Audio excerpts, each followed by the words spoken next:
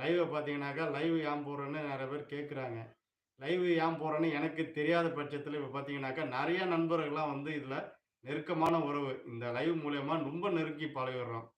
அ எந்த அளவுக்கு நெருக்கம் அப்டின்னாக்கா, நம்பளுக்கு என்ன உதவி வேணாலும் செய்ற அளவுக்கு உதவி வந்து செஞ்சாலே சொன்னாலே போதும். அந்த அளவுக்கு ஒரு நெருக்கமான உறவுலாம் வராங்க. அதனால ரொம்ப சந்தோஷம். அந்த லைவ் மூலியமா திவ்யா தம்பி வந்தாச்சான்னு, இல்ல அண்ணா முருகன் அண்ணா வரலைங்கண்ணா. அவன் திவ்யா சிஸ்டர் ஏதோ வேலையா இருப்பாங்கன்னு நெனைக்கிறேன். வந்து பார்த்தா கண்டிப்பா வந்திருப்பாங்க. இன்னும் வரலண்ணா வரல. நீங்க 4 பேருக்கு நல்லது செய்யுங்க அண்ணா. உங்களுக்கு அது பல மடங்கு வந்து கண்டிப்பா சிஸ்டர். நம்ப வந்து நல்லா இருக்கணும். அடுத்தவங்களும் நம்மள நம்மள மாரி தானே அவங்களும். இப்ப நம்ம எப்படி ஒரு சேனல்ல வந்து என்ன செய்ய எதுக்காக நம்ம சேனல் உருவாக்கணும்? எதுக்காக சேனல் நடத்திட்டு இருக்கோம்னா, நம்மள மாரி தானே அவங்களும் இருப்புறாங்க. அதனால நம்பளுக்கு உதவி பண்ற மாரி, நம்மளும் அவங்களுக்கு போய் உதவி பண்ணணும். அதே ஒரே நோக்கம் தான். நம்பளுக்கு வரவங்கள புது நண்பர்கள அறிமுகப்படுத்தி வைக்கிறேன். இப்ப நம்ம லைவ்ல யாரு வராங்களோ, அவங்க வந்து சேனல் வச்சிருக்காங்க. அவங்களுக்கும் சப்போர்ட் பண்ணுங்க. எனக்கு வந்த மாரி அவங்களுக்கும் போங்க. அப்படின்னு சொல்றேன். சேனல் இல்லாதவங்கலாம் வராங்க. இப்ப மணி அண்ணன் வந்தாங்க. அவங்களுக்கு சேனல் இல்ல. முழு சப்போர்ட் பண்றாங்க. இப்ப முருகன் அண்ணன் வந்திருக்காங்க. அவங்களுக்கு சேனல் கிடையாது. ஆனா முழு சப்போர்ட் பண்றாங்க.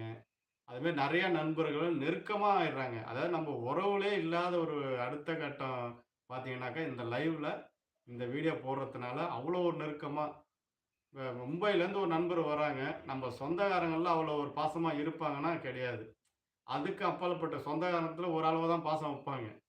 அதுக்கு அப்பாற்பட்டு அப்படி ஒரு நெருக்கமான பாசம். அவ்வளோ ஒண்ணும் சின்னதா இங்க ஒரு உடம்பு சரியில்ல, அண்ணி எப்படி இருக்கிறாங்க, தங்கச்சி பிள்ளைங்கலாம் எப்படி இருக்குன்னு கேட்டுட்டு யாருக்காவது உடம்பு சரியில்லனாலும் அங்க வந்து அவங்க ரொம்ப வருத்தப்படுறாங்க. அத மாரி ஒரு நெருக்கமான ஒரு உறவுலாம் வந்து இந்த வீடியோ மூலியமா வந்திருக்காங்க அப்படிங்கும்போது ரொம்ப சந்தோஷமா இருக்குது.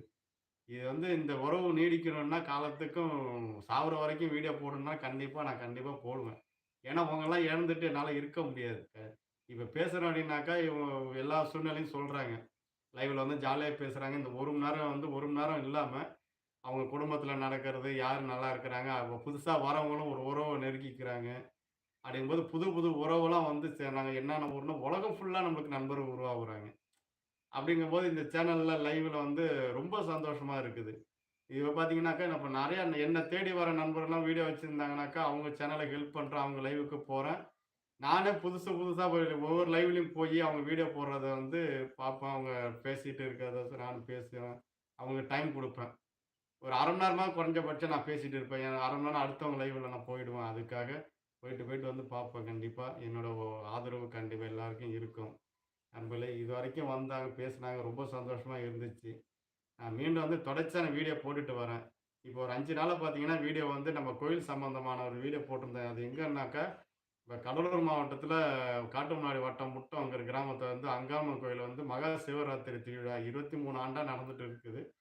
இப்ப பார்த்தீங்கன்னாக்கா, நான் ஒரு அண்ணனுக்கு ஹெல்ப் பண்ண எதுவும் எதிர்பாராமல் அவருக்கு எவ்வளவு இங்கிலீஷ் தெரியாதோ, ஆனா இப்ப அவரு எனக்கு நெறையா ஹெல்ப் பண்றாருண்ணா. எதையும் எதிர்பார்க்காம செய்ய உதவி இப்ப அவரு எனக்கு செய்கிறார். கண்டிப்பா சிஸ்டர். கண்டிப்பா நம்மளுக்கு நல்ல எண்ணம் நல்ல மனதோட நெறைய பேர் வராங்க.